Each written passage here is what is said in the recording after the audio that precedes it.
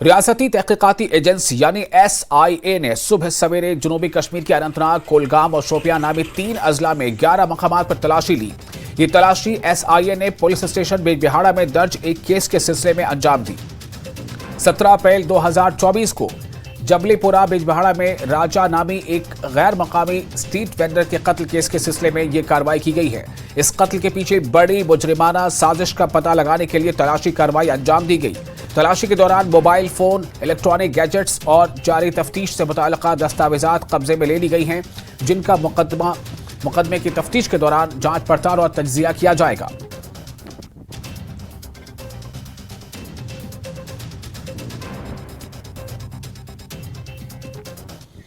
और कठुआ में बीती रात मुश्तबा दहशतगर्दों के देखे जाने के बाद सर्च ऑपरेशन सिक्योरिटी एहलकारों की जानिब से लॉन्च की गई है। धनी भक्ता गांव में शहरियों ने मुश्तबा अफराद को देखा, जिसके बाद सभी नाकों को अलर्ट कर दिया गया है। इजाफी फोर्सेस की तैनाती भी की गई है। कठुआ के रायबाग थाना के अंतर्गत आते जखोल इलाके में देर रात एक महिला द्वारा 5 से 6 सस्पेक्ट देखे जाने के बाद इलाके में दहशत का माहौल बना हुआ है। वहीं मैं बता दूं कि यही वो इलाका है, यहाँ पर कुछ ही दूरी पर जो एक महिला है जिनका नाम कांता देवी है, उनके द्वारा रात को जो है कुछ सस्पेक्ट लोगों को देखा गया। और बता दें, महिला ने बताया है कि वो लोग जो हैं उनमें से 2 लोग जो हैं उनके पास खाना मांगने आए, और जब वो घर में चिल्लाई तो उसके बाद जो है वो जो लोग थे वो इस जंगल जो आप देख रहे हैं, पहाड़ी देख रहे हैं, यहाँ पर आके वो छिप जाते हैं। जिसके बाद गांव के एक हरनाम सिंह नामक जो बुजुर्ग हैं उनके द्वारा पीछा किया जाता है, जिस दौरान हरनाम सिंह ने बताया है कि उनके द्वारा कहा जाता है कि इसे गोली से उड़ा दो। तो जिसके बाद हरनाम जी वहां से निकलते हैं और उसके बाद जो है वो लोग भी वहां से भाग निकलते हैं। पाकिस्तान में शहरी हुकूक की पामाली और अक़लियतों पर मजालिम जैसे मामूल की बात बन गई है। ताज़ा तस्वीरें पाकिस्तान मकबूजा कश्मीर के मुजफ्फराबाद की हैं, जहां निहत्ते एहतजाजियों पर पाकिस्तानी रेंजरों ने फायरिंग कर दी, जिसके नतीजे में 4 शहरी हलाक हो गए हैं, जबकि मुतादिद जख्मी हैं। इस वक्त आप अपनी स्क्रीन पर 2 तस्वीरें देख रहे हैं।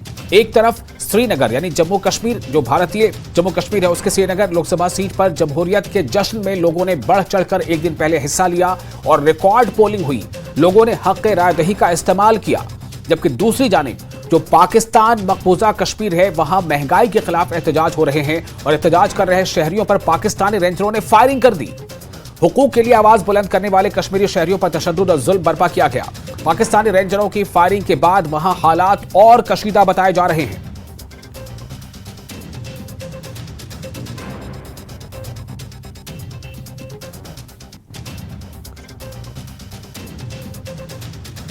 मुजफ्फराबाद आज़ाद जम्मू कश्मीर में जो अफसोसनाक, इंतहाई अफसोसनाक सूरत-ए-हाल आप देख रहे हैं, मुलाजा कर रहे हैं, जहां पाकिस्तान रेंजर, FC के एहलकार और पुलिस के एहलकार बिल्कुल बराह रास्त अवाम पे गोलियां बरसा रहे हैं। एक तरफ नोटिफिकेशन जारी हो रहे हैं कि अवाम के मुतालबा मान लिया गया, और दूसरी तरफ शाम के वक्त ही अवाम के ऊपर गोलियां चलाना, शहरियों के ऊपर गोलियों की बौछार करना।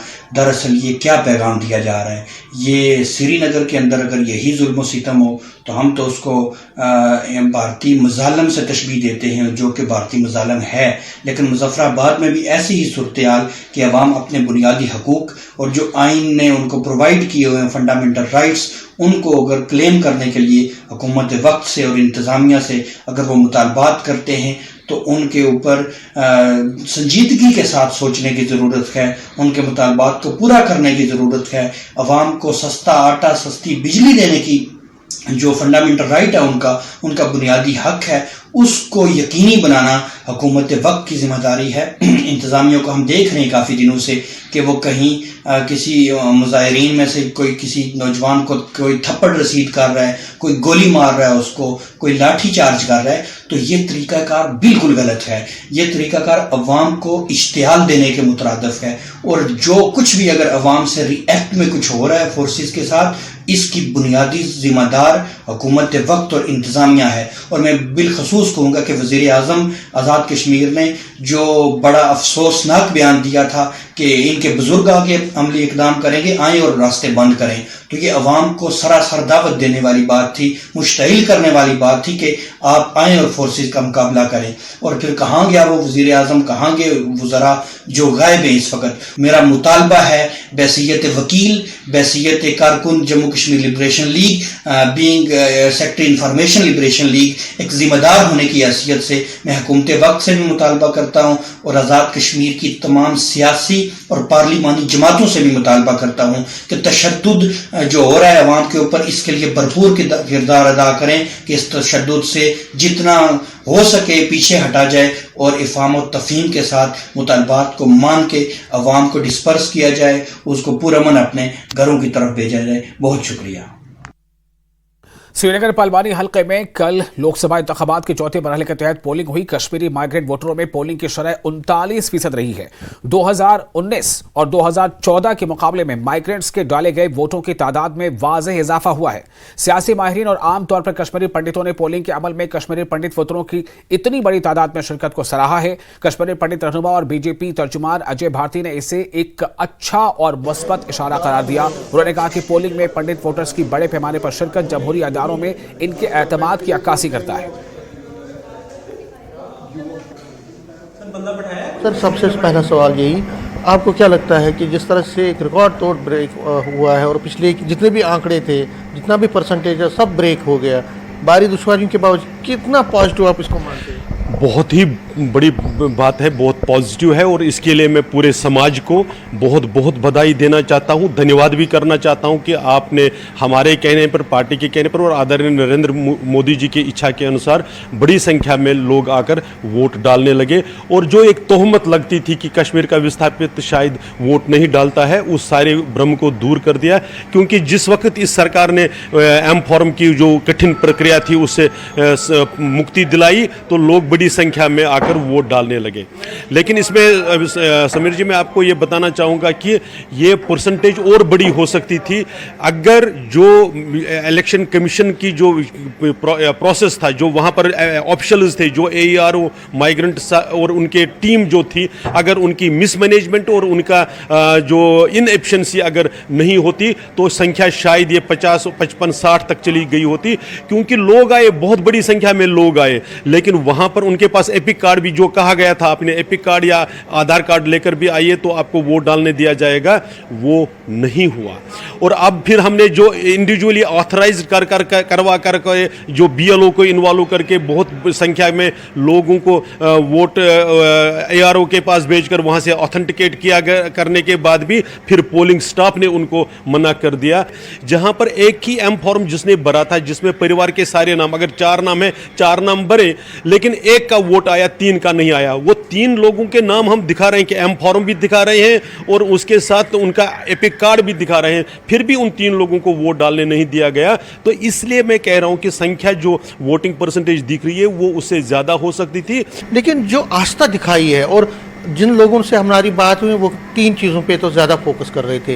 रिहेबिलिटेशन, सबसे बड़ी बात रिहेबिलिटेशन, घर वापसी, दूसरा एम्प्लॉयमेंट, और तीसरा जम्मू में जब रिलीफ होल्डर्स के लिए जो इश्यूज़ हैं या बाकी कैंप्स में, तो ये जो 3 चीज़ें हैं, क्या आपको लगता है कि एक वोट के ज़रिए उन्होंने उस चीज़ को उजागर किया और अब आपकी गवर्नमेंट जो है, अगर आपकी गवर्नमेंट आगे भी आएगी तो उन चीज़ों, इन बिंदुओं पे आपको देखना पड़ेगा जो विस्थापित समाज, निश्चित रूप से। और ये ऐसा नहीं कि अब देखना पड़ेगा, पहले से भारतीय जनता पार्टी इसकी तरफ देख रहे हैं।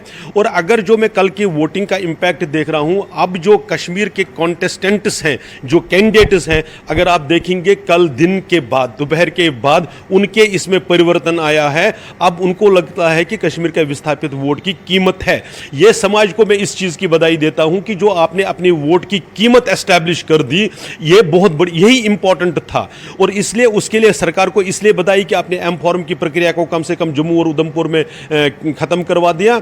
और यहां पर दूसरी जो बात है कि भारतीय जनता पार्टी ने जो वादा किया, और एक बार नहीं बार बार करती रहती है, इसको बार बार दोहराने की ही जरूरत नहीं कि हमने तय किया 2014 के जो हमारे मैनिफेस्टो में तय है उसी के अनुसार, जब 4 जून को, जिसमें कोई डाउट देश विदेश में किसी को नहीं है, हैं। जब आदरणीय नरेंद्र मोदी जी दोबारा शपथ ले लेंगे, उसके बाद कश्मीर के विस्थापित समाज का, कश्मीर का और कश्मीर के हिंदू समाज का जो इश्यूज हैं वो प्रायोरिटी पर लिए जाएंगे, इसमें हमें कोई डाउट नहीं। न्यूज़ 18 से बात करने के लिए शुक्रिया। कैमरामैन आशु के साथ समीर भट्ट, न्यूज़ 18 जम्मू। और फिलहाल एक छोटा सा ब्रेक लेते हैं। ब्रेक के बाद खबरों का सिलसिला जारी रहेगा।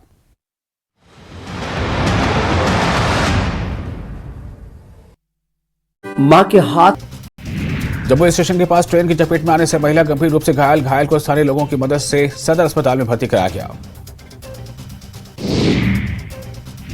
बेगूसराय में मतदान करने के बाद मतदाता की मौत हो गई। भीषण गर्मी की वजह से मतदाता रविंद्र शाह हो गए बेहोश। आनन फानन में परिजन अस्पताल ले गए, जहां डॉक्टरों ने उन्हें मृत घोषित कर दिया। शेखपुरा जिले के हथियावा थाना क्षेत्र में रोड एम्बुलेंस और कार के बीच जोरदार टक्कर। हादसे में 4 लोग गंभीर रूप से घायल, सभी घायल। ब्रेक के बाद एक बार फिर आपका स्वागत है न्यूज़ 18 जेके। इस पर आप देख रहे हैं प्राइम नून एट 1।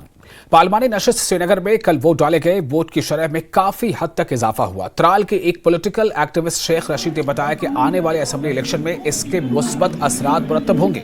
उन्होंने कहा कि कल नौजवान खुद ही अपने घरों से निकलकर वोट डाल रहे थे, जो एक अच्छा कदम है।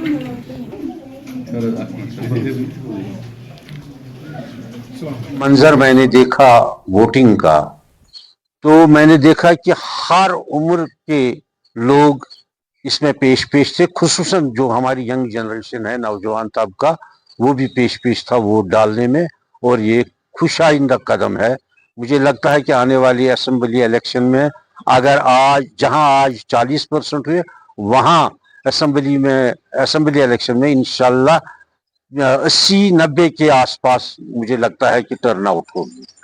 क्योंकि जहां तक मैंने जवानों का भी जोश खरोश देखा, वो भी मतलब खुशी निकल रहे थे कि अपना वोट इस्तेमाल करने के लिए। कोई मुझे कल लगा कि कोई डर, कोई खौफ कुछ नहीं था लोगों में।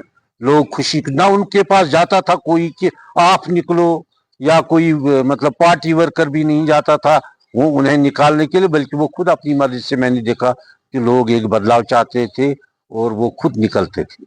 इस वक्त मुझे यही लगा कि लोगों के सोच में एक बदलाव आया। जो कुछ लोगों ने देखा कि क्या हो रहा है, कोई लीडर बताएगा मेरी वजह से निकले, कोई बताएगा कुछ, कोई पार्टी बताएगी, नहीं। एक्चुअली लोगों को खुद पता चला, लोग होशियार हो गए, लोगों को महसूस हो गया कि अब हमारे पास कुछ नहीं है इस हथियार के सिवा।